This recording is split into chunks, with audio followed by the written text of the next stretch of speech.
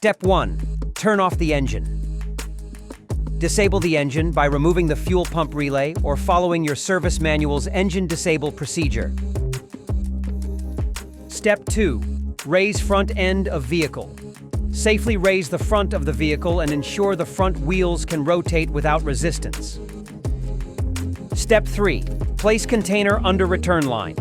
Position a large container or drain pan to catch expelled fluid from the return hoses.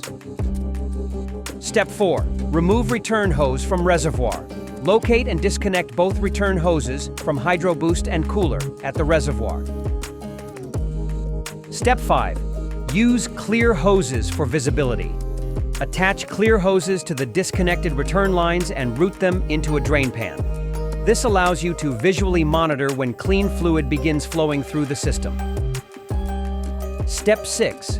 With the key on, engine off, turn steering wheel left-right while flushing. While cranking the engine, without starting it, turn the steering wheel lock to circulate fluid through the steering gear. Bonus tip: Hydro Boost brake flushing. For Hydro Boost systems, pump the brake pedal repeatedly during the flush.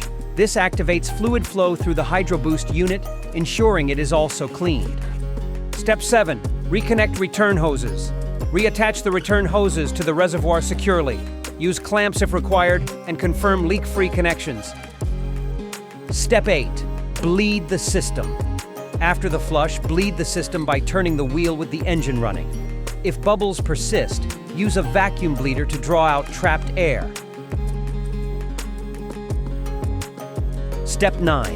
Inspect fluid for contamination. Check drained fluid for discoloration, burnt smell, or debris to confirm contamination before flushing. Step 10. Repeat flush if contaminated. Continue flushing with new fluid until no more dark or dirty fluid exits the return hoses.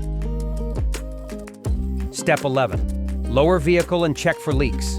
Lower the vehicle, refill the reservoir to spec, start the engine, and inspect all connections for leaks.